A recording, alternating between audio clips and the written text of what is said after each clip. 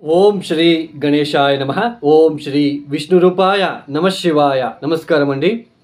2024 September మాసంలో ద్వాదశ రాశి వాళ్ళ మాస ఫలితాలు ఎలా ఉన్నాయో తెలుసుకుందాం.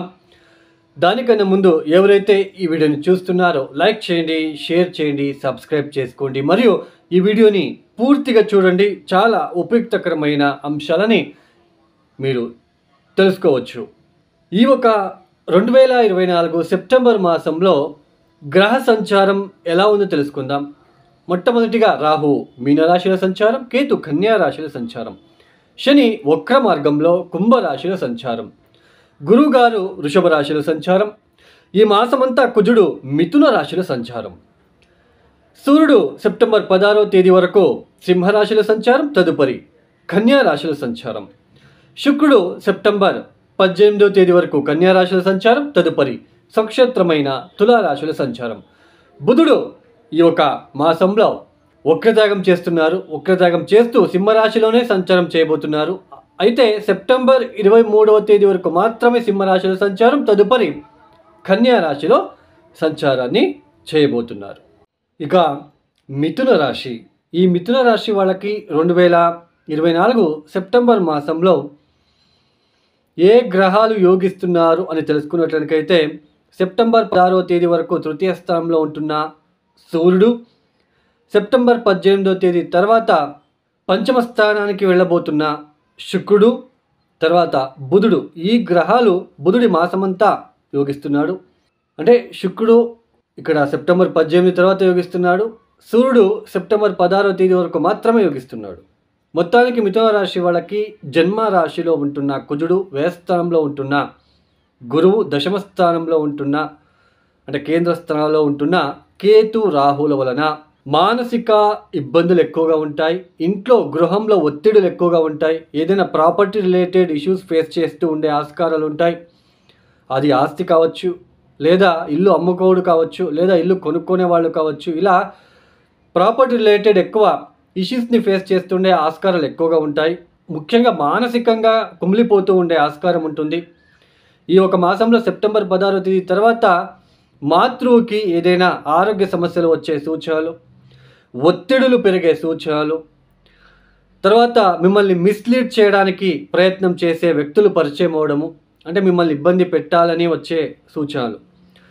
అంటే స్టార్టింగ్లో ఫ్రెండ్గా రావడము, తర్వాత కాస్త మిమ్మల్ని రాంగ్ రూట్లో తీసుకుని వెళ్ళే ఆస్కారాలు ఉంటాయి.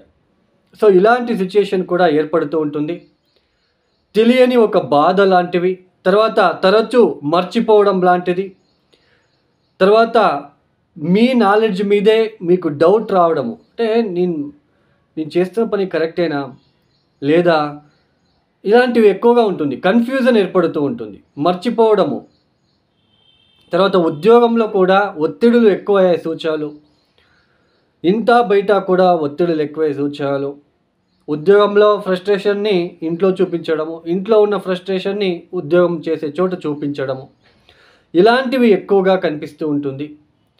తర్వాత ఆరోగ్య సమస్యలు కూడా వచ్చే సూచనలు, ఇంట బయట కూడా. అంటే ఇంట్లో ఉన్న వ్యక్తులు కావచ్చు, బయట ఉన్న ఎవరైనా ఫ్రెండ్స్కి ఆరోగ్య సమస్యల వల్ల వాళ్ళకి ఏదైనా మీ క్లోజ్ ఫ్రెండ్స్ కావచ్చు, క్లోజ్ ఫ్రెండ్స్ సర్కిల్స్ కావచ్చు, లేదా ఇంట్లో ఉన్న వ్యక్తులకి ఆరోగ్య సమస్యలు, తండ్రికి ఆరోగ్య సమస్యలు, ఇలా తల్లికి ఆరోగ్య సమస్యలు, ఇలా అన్నీ కూడా కొంచెం ఇబ్బంది పెట్టే రకంగానే ఈ యొక్క మాసంలో కనిపిస్తూ ఉంటుంది. జన్మరాశిలో ఉంటున్న కుజుడు వలన అనారోగ్యం, మీకు కూడా కాస్త అనారోగ్యం కావచ్చు, వృథా కోపం ఎక్కువ అవ్వడం కావచ్చు, భార్య భర్తల మధ్య కోపతాపాలు ఎక్కువ అవ్వడం కావచ్చు, మీరు ఒక చోటు భర్త ఒక చోటు లాంటిది ఎక్కువగా ఉండే ఆస్కారాలు ఎక్కువగా ఉంటాయి. ఇలా ఎన్ని ఉన్నప్పటికీ శుక్రుడి ఒక బలం అనేది మీకు బాగా కనిపిస్తూ ఉంటుంది. అంటే సెప్టెంబర్ 18వ తేదీ తర్వాత శుక్రుడి బలం అనేది మీకు తోడు అయ్యి కాస్త వచ్చే ఇబ్బందులు ఎన్ని ఉన్నప్పటికీ వాటిని పరిష్కరించుకొని మీరు ముందుకు సాగే ప్రయత్నాలలో సఫలీకృతం కూడా అవ్వడానికి అవకాశాలు ఉంటాయి. అనుచేత మిథున రాశి వాళ్ళు ఎక్కువ అమ్మవారిని, మహాలక్ష్మిని కావచ్చు, దుర్గా అమ్మవారిని కావచ్చు, కాళిక అమ్మవారికి కావచ్చు, ఎరుపు రంగుల పూలని ఇవ్వడానికి ప్రయత్నాలు చేసుకోండి. ముఖ్యంగా చతుర్థ స్థానంలో సెప్టెంబర్ 16వ తేదీ తర్వాత సూర్యుడు చతుర్థానికి వెళ్ళిపోతాడు, కేతువుతో కలుస్తాడు. స్కిన్ రిలేటెడ్ ఇష్యూస్ రాకుండా తల్లితో ఇబ్బందులు రాకుండా, తల్లికి ఆరోగ్య సమస్యలు వచ్చినప్పటికీ సో మీరు వాటిని తొందరగా చూపించుకొని మీరు ముందుకు సాగే ప్రయత్నాలు చేసుకోండి.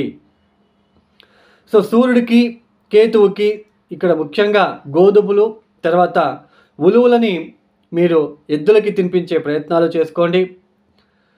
ముఖ్యంగా నవగ్రహాలకి కూడా మీరు 9 రోజులు 27 ప్రదక్షిణాలు చేసుకోవడానికి ప్రయత్నం చేయండి.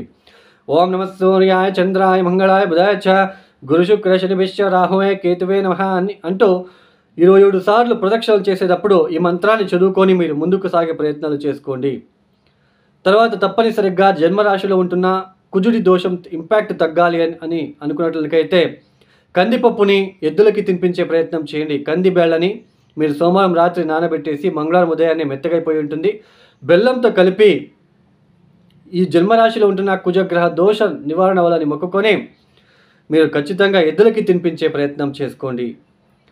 ఈ యొక్క వీడియో మీకు నచ్చితే లైక్ చేయండి, షేర్ చేయండి, సబ్స్క్రైబ్ చేసుకోండి. సర్వే జనో సుఖినో భవంతు. ధన్యవాదములు.